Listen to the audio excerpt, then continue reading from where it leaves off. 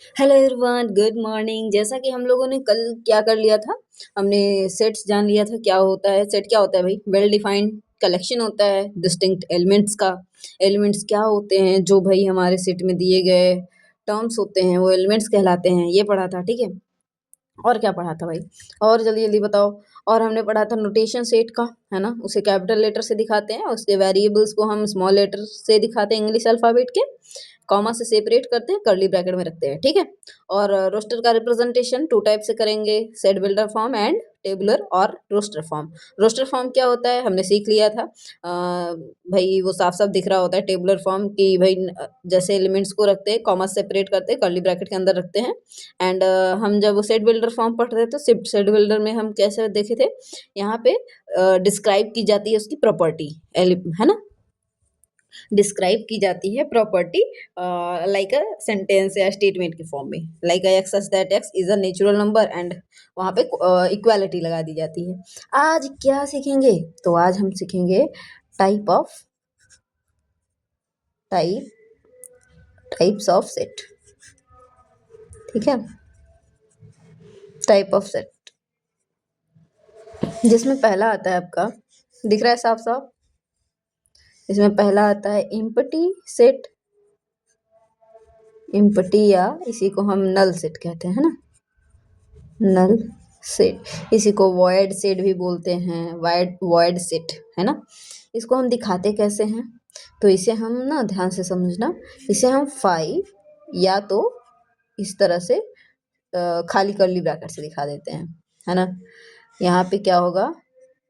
Contain, contain, contains मतलब रखना, contains no element, जब एक भी एलिमेंट ना हो, कंटेन्स नो एनी एलिमेंट। जब एक भी एलिमेंट ना हो, है ना, कोई भी एलिमेंट कंटेन ना करता हो, उसे एम्प्टी सेट कहते हैं। एग्जांपल देखना चाहोगे? जैसे मैंने कहा ए बराबर दे रखा है x such that x where x is greater than 5 and less than 6 and x belongs to natural number. का भैया जो x है ना वो 5 से बड़ा है, 6 से छोटा है, और x क्या कर रहा है? बिलोंग कर रहा है नेचुरल नंबर में। तो ऐसी कोई नंबर है? कहोगे हाँ मैम 5.5 जो होगी 5 से बड़ी होगी लेकिन 6 से छोटी, लेकिन क्या 5.5 जो है क्या वो नेचुरल नंबर होगा? अरे भाई ये तो नेचुरल नंबर होगा ही नहीं, है ना। तो ये हमारा जो ए आएगा क्या आएगा? कहोगे ये 5 आएगा, या तो इसी को हम क्या लिख देंगे? ए इक्वल्स टू एम्प्टी सेट, ठीक है। समझ आया? यानी कोई भी एलिमेंट ना मिले तो उसे हम कहते हैं एम्प्टी सेट। दूसरा आता है आपका सिंगलटन सेट। सिंगलटन सेट क्या होता है? सिंगलटन सेट देखो, ये 11th के हम अकॉर्डिंग पढ़ा रहे हैं तो बहुत ज़्यादा नहीं ऐड करेंगे, लेकिन हाँ कुछ कुछ चीज़ें ऐड कर देंगे। सिंगलटन सेट क्या होगा? When contains only one element, जब केवल और केवल एक एलिमेंट क्या करे, ये कंटेन करे, तो इसे हम क्या कहते हैं? Singleton set. जैसे ए इक्वल्स टू 1 हो गया, सिंगलटन है। फिर या तो बी इक्वल्स टू सी हो, यहाँ पे ऐसे मैंने सी लिख दिया, मतलब एक ही एलिमेंट होना चाहिए। ऐसे ही सी इक्वल्स टू मैंने कह दिया 2 है, तो ये सब क्या है? सिंगलटन सेट है, ठीक है। थर्ड क्या आता है? थर्ड आता है आपका फाइनाइट सेट। फाइनाइट सेट क्या होता है? फाइनाइट सेट तो लिखेंगे when has a limited number of elements. जब नंबर ऑफ एलिमेंट लिमिटेड हो यानी निश्चित हो, है ना। Number of when has a limited number of elements, जब भाई हमारे अवयवों की जो संख्या है ना वो निश्चित हो, तो उसे हम कहते हैं फाइनाइट सेट। फाइनाइट सेट को हिंदी में क्या कहते हैं? इसको हम बोलते हैं क्या बोलते हैं? क्या बोलते हैं फाइनाइट को यार? निश्चित समुच्चय, अनिश्चित समुच्चय, कोई और भी नाम है ना, फाइनाइट सेट। तो इसमें क्या हो जाएगा, जैसे इक्वल्स टू मैंने कहा x such that x where x is greater than 3 and less than or equals to 5 and x belongs to natural number.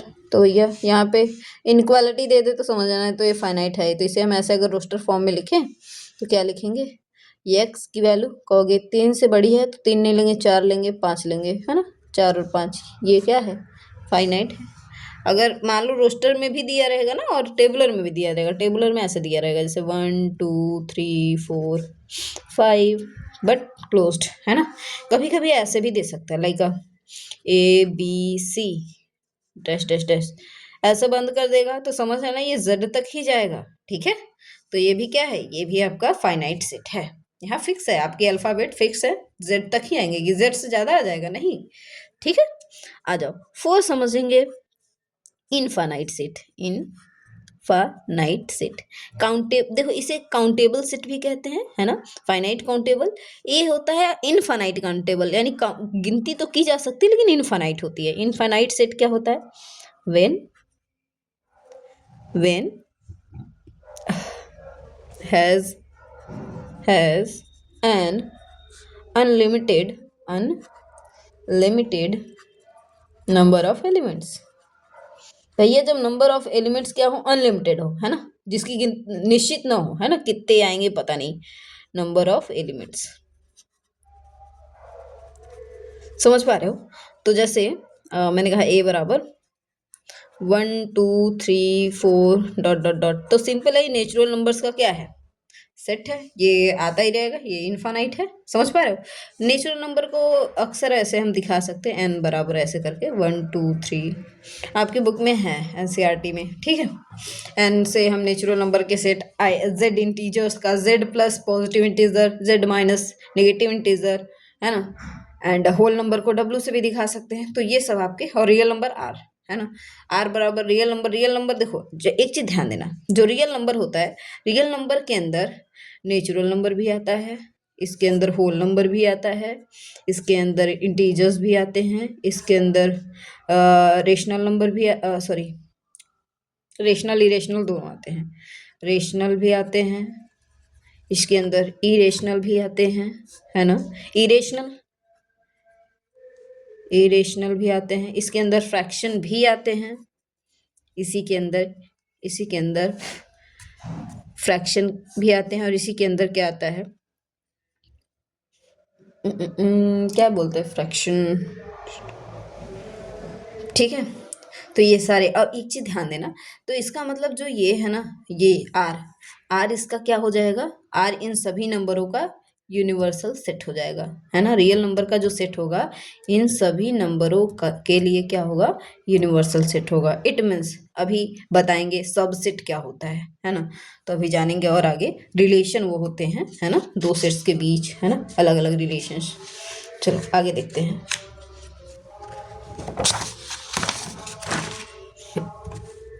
ठीक, आ जाओ, हमने इनफाइनाइट भी सेट देख लिया, अब आता है इक्वल सेट क्या होता है ना, चलो जान लो इक्वल सेट क्या होता है।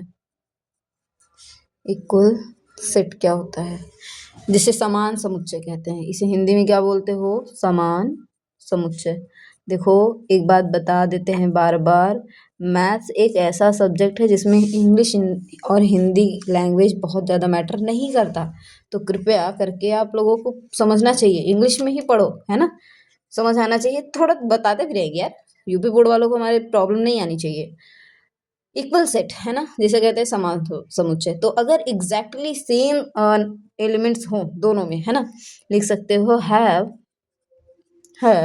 एग्जैक्टली द सेम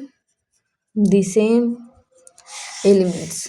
इसका मतलब समझ रहे हो, एग्जैक्टली सेम हो यानी नंबर ऑफ एलिमेंट भी बराबर हो, और क्या है, सेम एलिमेंट्स भी सेम ही हो, जैसे a इक्वल्स टू, अगर मैंने कहा 1 2 3 है, और b इक्वल्स टू मैंने लिख दिया 2 1 3, है ना, तो इसमें नंबर ऑफ एलिमेंट बराबर है, यहाँ भी 1 है 1 है 2 है 2 है, तो एग्जैक्टली सेम है।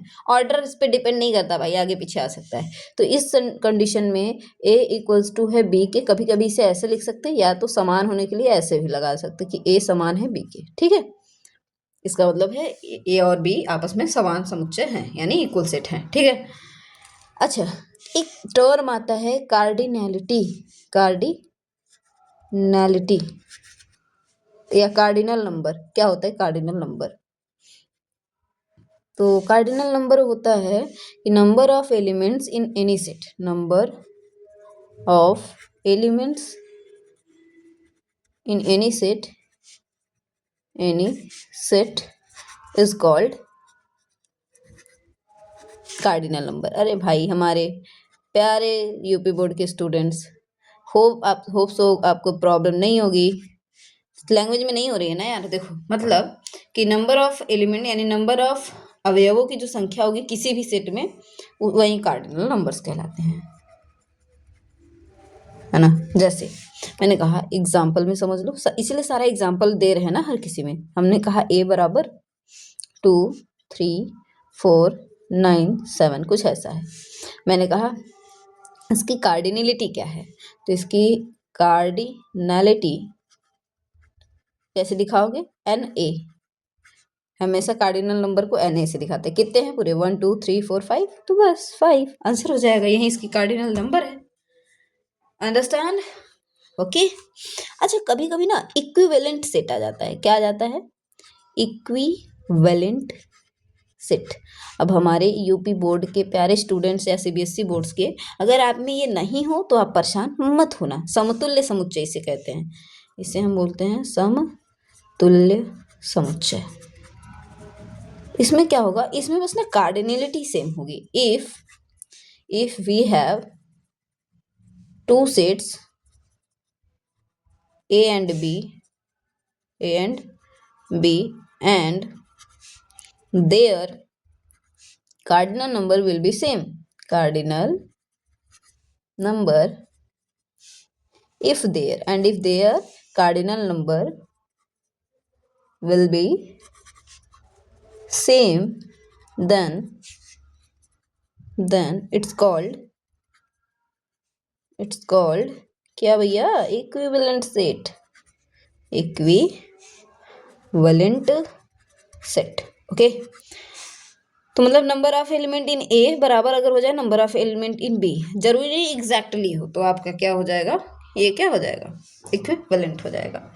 यानी अगर A बराबर मेरे पास, समझ जाओ, ABCD है एंड B बराबर मेरे पास 1 2 4 5 है, तो भैया number of cardinal number A का कार्डिनल नंबर B का, क्या दोनों का 1 2 3 4 1 2 3 4 ही है क्या? तो ये इक्विवेलेंट है, ठीक है। देन ये क्या है आपस में? A and B, हियर यहाँ पे A and B will be equivalent, ठीक है। अंडरस्टैंड? होप सो बहुत अच्छे समझ पा रहे होगे। ये बहुत सरल सी चीज है। आ जाओ, अब हम क्या सीखेंगे? अब हम सीखेंगे कुछ और बेहतरीन। हो पेज नया पेज लाना होगा क्या? वेट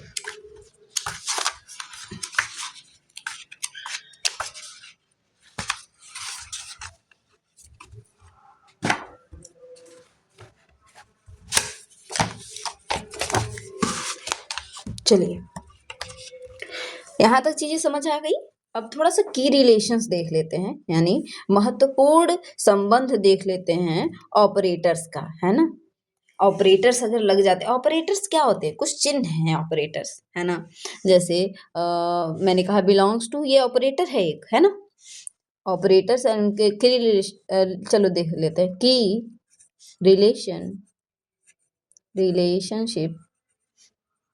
रिलेशनशिप्स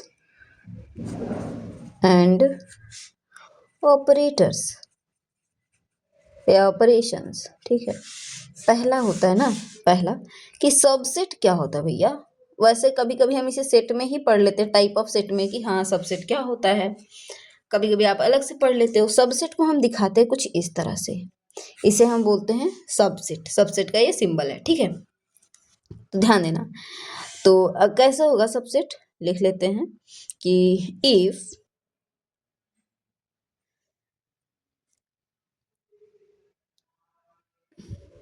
लिखेंगे if we have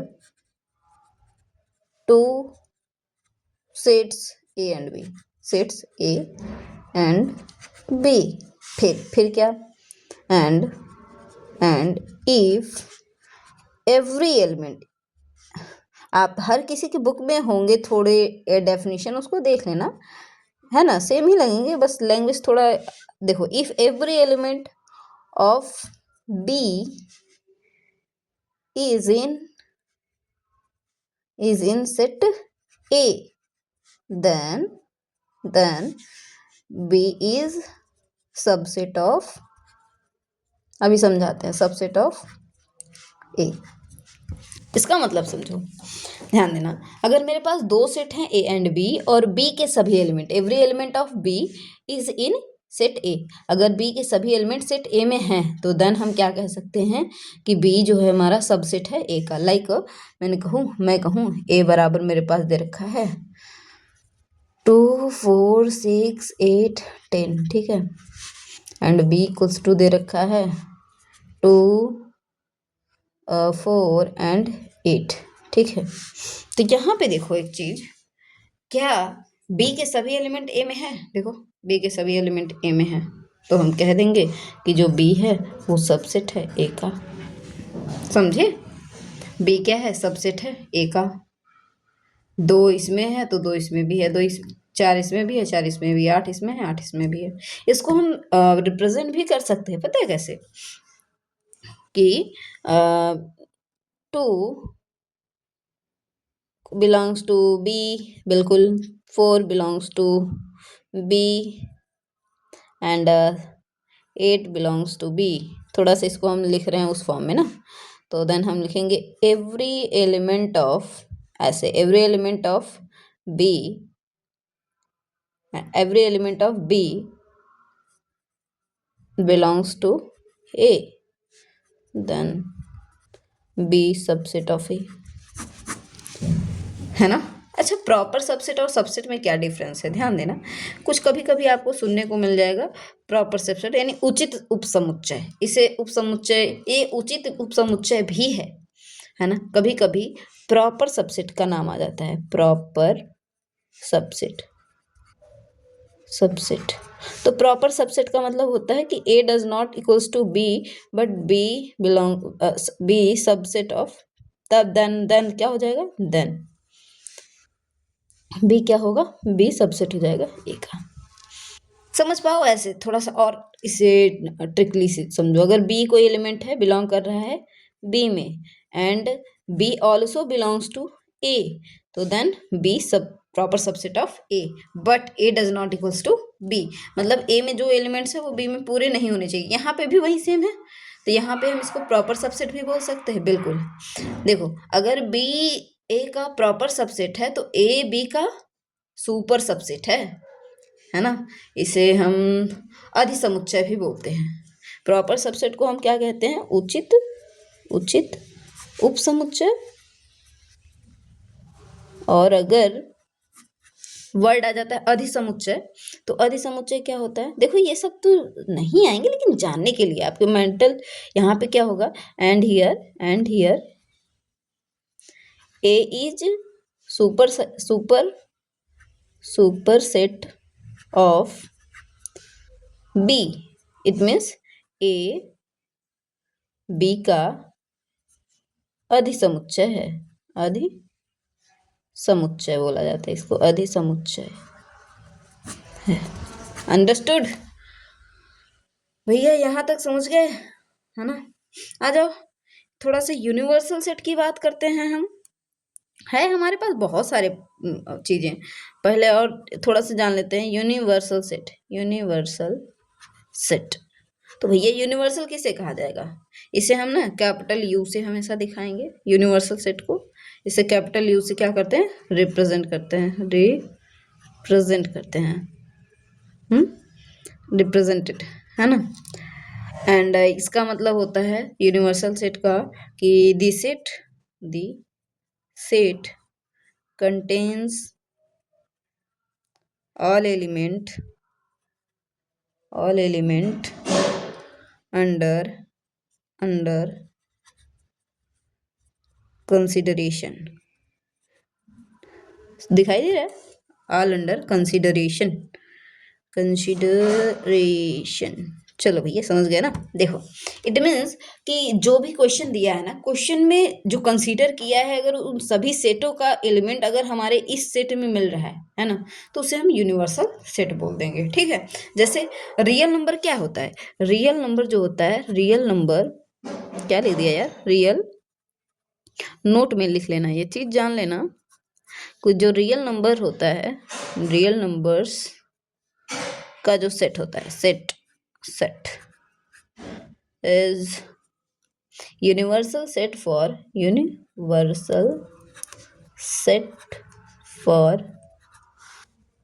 other numbers में क्या, जैसे natural number, integers, positive integers, या केवल निगेटिव इंटीजर्स की बात करें, है ना, या होल नंबर्स की बात करें, etc। ठीक है, होप सो समझ पा रहे होंगे, यहाँ तक चीजें समझ आ गई। यूनिवर्सल सेट समझ में आया। अभी हम आपको पावर सेट भी निकालना सिखाएंगे ना। यहाँ तक चीज समझ आ गई, हटाएं इसे। चलो क्या होता है पावर सेट, है ना, थोड़ा सा ये भी जान लो। पावर सेट क्या होता है, पावर जिसे घात समुच्चय कहते हो, पावर सेट, इसे हम हिंदी में क्या बोलते हैं, घात समुच्चय। भैया क्या बोला जाता है, घात समुच्चय। आज सारे हो जाएंगे, बस उसको करना है, ठीक है। पावर सेट मतलब होता है घात समुच्चय। इसे कैसे, इसे रिप्रेजेंट कैसे करते हैं, तो इसे हम कहते हैं रिप्रेजेंट बाय पीए। तो पीए मतलब क्या है, वेयर, जहां पे पीए बराबर 2 के power n and n equals to number of element in given set, number of element in given set, दिए गए सेट में नंबर ऑफ एलिमेंट्स जो होता है वो। तो अगर मेरे पास a बराबर 1, 2 एंड 3 है, तो इसका पावर सेट क्या होगा, भैया बता दो। पावर सेट क्या होगा, पावर सेट पी ए बराबर क्या हो जाएगा, पावर सेट, तो पी ए बराबर क्या हो जाएगा, 2 के पावर 3, 8 आएगा। ऐसे ही अगर b बराबर ABCD है, तो इसका पावर सेट ऑफ b क्या हो जाएगा, तो ये हो जाएगा 2 के पावर 4। 4 एलिमेंट है ना, 1 2 3 4, तो n की वैल्यू 4 रखेंगे, तो क्या हो जाएगा 16, 16। तो ऐसे ही हमें घात समुच्चय हम निकालते हैं। अंडरस्टूड, हाँ जी, समझ पा रहे हो क्या होता है घात समुच्चय। और हर एक घात समुच्चय ना एक तरह से नोट लिख लेना, नोट में एवरी नंबर ऑफ लिख लेंगे, power set is the number of, power set is the number of all subsets of given set। इसका क्या मतलब है, जैसे मेरे पास ना a है, a में एलिमेंट है 1 2 3। अगर मैं कहूँ इसका सबसेट लिखो, एक इसके सारे सबसेट्स क्या होंगे, तो 5 भी भाई a का सबसेट होगा, केवल 1 भी सबसेट होगा, केवल 2 भी सबसेट होगा a का, 3 है 3 भी सबसेट होगा a का, और क्या 1,2 भी सबसेट होगा, बिल्कुल होगा। क्या 1,3 भी होगा, बिल्कुल होगा। क्या 2,3 होगा, बिल्कुल होगा। अरे भाई देखना, चाहे 1,3 बोला जाए चाहे 3,1, बात एक ही होता है, ये इक्वल होता है, तो इसको 2 बार नहीं लिख लेना। 2,3 बोलो या 3,2 बोलो, बात एक ही है ना। 3,1 बोलो, वही है ना। और फिर क्या हो जाएगा, तीनों को ले लेते हैं, 1 2 3, तो 1 2 3 4 5 6 8, 1 2 3 4 5 6 7 8, ठीक है। तो ये क्या है, ये सब इसके सारे सबसेट्स हैं, ये सारे क्या हैं, ए के सबसेट्स हैं। 5 भी क्या है, सबसेट ऑफ ए है। आपका केवल 1 भी सबसेट ऑफ ए है ना। तो जो आप निकालते हो पावर सेट, क्या इन्हीं के टोटल नंबर होता है क्या, है ना। किसी भी सेट का सबसेट लिखने को बोल दे तो कुछ इस तरह से हम लिखते हैं, ठीक है। समझ आया भाई? समझ में अगर आपको आ जाए, ये तो रिकॉर्डेड है, हम लाइव तो चला नहीं रहे, अगर समझ में आए तो फिर लाइक कमेंट शेयर जरूर करना, बाकी हमारा काम है हम करेंगे।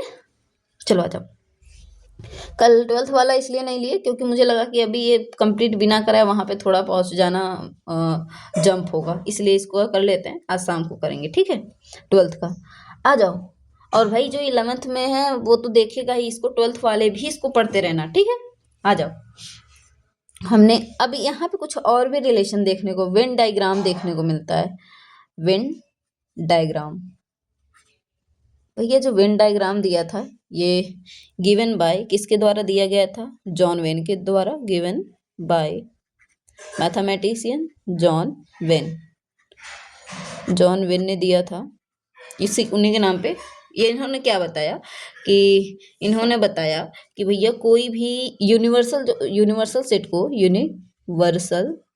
सेट को हम रिप्रेजेंट करेंगे, रिप्रेजेंट बाय किसके द्वारा रिप्रेजेंट करेंगे, तो एक रेक्टेंगल से, है ना, रेक्टेंगल, है ना। और अदर सेट्स को, अदर किसी भी सेट्स को किससे हम दिखाएं, अगर other any sets represent by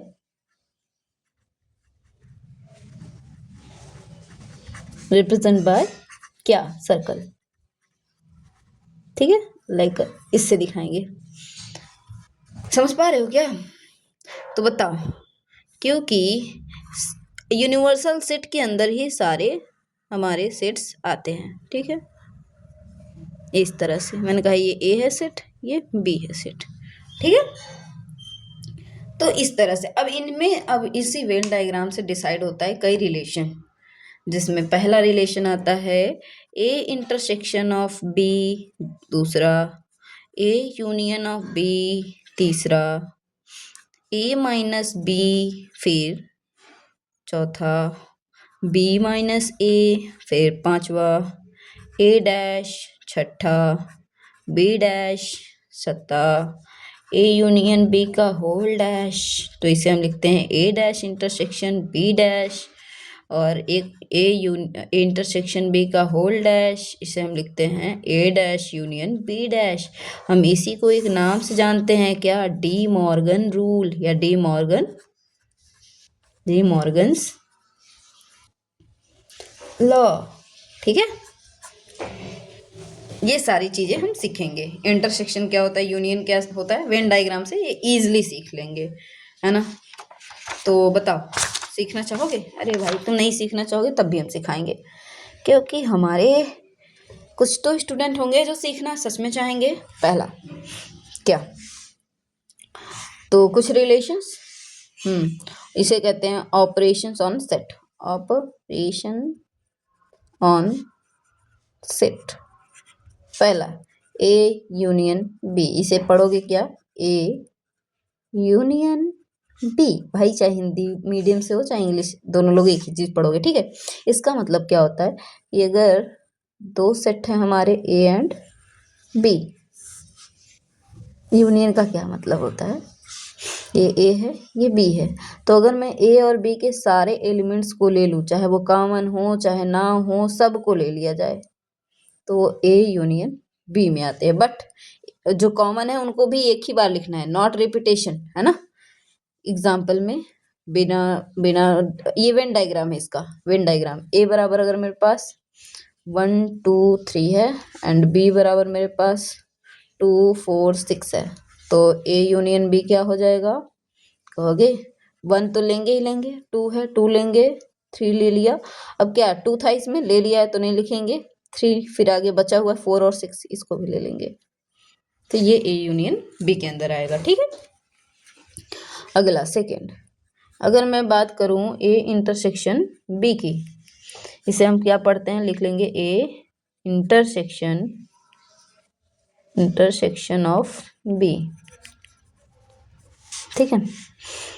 तो इसका मतलब होता है जो दोनों में कॉमन एलिमेंट होता है वहीं इंटरसेक्शन होता है। बाद में इंटरसेक्शन जहाँ इंटरसेक्ट करें मतलब जो कॉमन एरिया होगा, तो मतलब जब इसका है बस इस कॉमन एलिमेंट को लोगे, है ना, तो ये ए इंटरसेक्शन बी का होगा। लाइक ए बराबर, यही सेम एग्जांपल ले लेते हैं, है ना। ए बराबर मेरे पास 1 2 3 है एंड बी बराबर मेरे पास 2 4 6 है। तो बताओ ए इंटरसेक्शन बी क्या होगा। तो दोनों में क्या कॉमन दिख रहा है, केवल और केवल 2 दिख रहा है, तो बस ये 2 यहाँ पे पाया जाएगा। समझ पा रहे हो? बस बस बस। थर्ड, अगर ए माइनस बी है, यानी डिफरेंस इसे कहते हैं, है ना, ये डिफरेंस होता है ए माइनस बी। तो इसका मतलब है, अगर वेन डायग्राम में दिखाएं, आप जरूरी नहीं हर बार यूनिवर्सल सेट दिखाओ ही दिखाओ, है ना, कभी कभी ये नहीं दिया रहता है।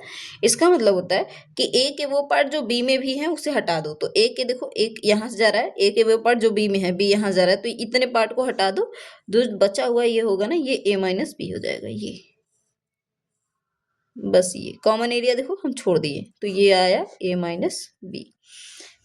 अगर इसे हम एग्जाम्पल में ही रखें, यहाँ से ये ले लें, तो यहाँ ए माइनस बी की वैल्यू क्या आ जाएगी, तो ध्यान देना, ए में वो वैल्यू जो बी में भी है, तो 2 है, 2 इसमें भी है, तो 2 नहीं लेंगे, बाकी बचा हुआ रख लेंगे, 1 और 3 आएगा आंसर। और इसी का उल्टा जब बी माइनस ए कहे, है ना, फोर्थ, अगर मेरे पास बी माइनस ए की बात करें, तो बी माइनस ए का मतलब, ये लिखते रहना यार, ये ए है ये बी है ना, तो मैंने कहा ये ए है ये बी है, तो जब बी माइनस ए कहेगा तो ये होगा, बी में वो पार्ट जो ए में भी है उसे हटा दो, ठीक है। ये आया हमारा बी माइनस ए। अगर यहीं से आंसर कहूँ तो बी माइनस ए क्या हो जाएगा, बी माइनस ए, तो कहोगे बी के वो एलिमेंट जो ए में है उसको हटा दो, तो बी के में 2 है, 2 इसमें भी है, तो 2 नहीं लेंगे, 4 इसमें है, इसमें नहीं है, तो ये आएगा आंसर में, 6 है इसमें नहीं है, तो 4 और 6 आएगा। होप सो समझ आ रहा होगा। अरे भाई बहुत ज़्यादा सिंपल है, कह रहे हैं सारा सिंपल है। अच्छा लास्ट एक और था, ए डैश, तो ए डैश समझ गए तो बी डैश समझ गए। ए डैश मतलब होता है यूनियन माइनस ए, यानी यूनिवर्सल सेट में से एक हटा दो। अगर मुझसे ए डैश का वेन डायग्राम पूछेगा, मान लिया मैंने ये सेट मेरा ए है और इसका मुझसे वेन डायग्राम पूछ रहा है ए डैश, तो ए डैश क्या होगा, इसके बाहर वाला एरिया, ए निकाल दो, तो ये बाहर जो ये मिल रहा है ना, बाहर का ये पूरा एरिया क्या हो जाएगा, ये ए डैश होगा। समझे कि नहीं? समझ गए होंगे। चलो कार्डिनैलिटी पे कुछ फॉर्मूले हैं, है ना, उसे ध्यान देंगे। फॉर्मूलाज किस पे, कार्डिनैलिटी पे, ठीक है। जब क्या number of element A union B के है। अच्छा यूनियन जहाँ समझ जाना लगा है, अभी बता रहे हैं, इसका मतलब होता है और, है ना, ए यूनियन बी है मतलब ए और बी, है ना। अभी इसको समझाएंगे, तो number of element in A plus number of element in B minus number of element A and B. इसका मतलब यूनियन का अगर मैं सेंटेंस में कहूँ तो इसे और पढ़ते हो, अगर हम इंटरसेक्शन की बात करें तो इसे हम इन सेंटेंस हम एंड करके यूज करते हैं। समझे मेरी बात? तो यहाँ पे ये आसान कर देता है ये चीजें, ठीक है। समझ आ रही है बात? हाँ जी। एक चीज और देख लो, कभी कभी ऐसे, ये पहला रिलेशन, दूसरा ऐसे भी लिख सकते हो कि number of elements A minus B plus number of elements A intersection B equals to N A. क्या इसे प्रूफ करा जा सकता है? भाई कर लोगे, आराम से कर लोगे, ठीक है। हाँ, तो ये रही हमारी पूरी कहानी। अगर इसको हम देखो, अगर मुझे ये निकालना होगा तो हम ये लगा देंगे, अगर मुझे मान लो ये चाहिए तो इसको, ये माइनस है, इसको इधर भेज दोगे, ये प्लस हो जाएगा, इधर भेज दोगे माइनस हो जाएगा, तो मतलब सेम एक ही फॉर्मूले में सारा काम निपट जाएगा। समझ पा रहे हो मेरी बात? तो आपको इतना ही पढ़ना है, आपके सेट में आप पूरा क्वेश्चन अब करके आएंगे, कोई भी दिक्कत होगी देन आई एम हियर, ठीक है। और मुझे लग रहा है कि जो कॉन्सेप्ट हमने सारा सीख लिया, अब हम कल एक छोटा सा सेशन लेंगे जिसमें आपका कल यहाँ वीडियो 2 अपलोड होंगी, जिसमें एक थोड़ा क्वेश्चन होगा जो मुझे लगेगा कि हाँ 11th के बेस पे हमारे सीबीएसई बोर्ड या यूपी बोर्ड के लिए कठिन है, तो वो हम बता देंगे। बाकी आप सारे क्वेश्चंस खुद लगाना, ठीक है। इसके नोट्स आपको टेलीग्राम पे मिल जाएंगे, ठीक है। टेलीग्राम चैनल मैथमेटिक मास्टर करके है, तो आपको लिंक शेयर किया गया होगा या तो कोई शॉर्ट्स होगा, उसको स्कैन करने के पहुंच जाना, ठीक है। तो सी यू नेक्स्ट क्लास, और भाई सब्सक्राइब कर दो, लाइक कर दो। मिलते हैं नेक्स्ट वीडियो में। Bye bye.